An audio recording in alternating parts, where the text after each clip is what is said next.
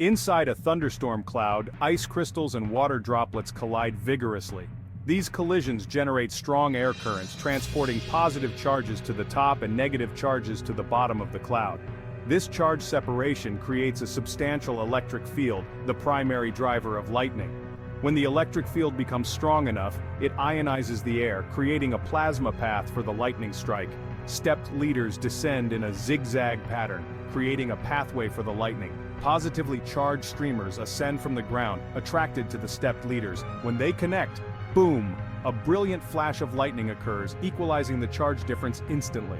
For more electrifying science facts, follow ZengIT.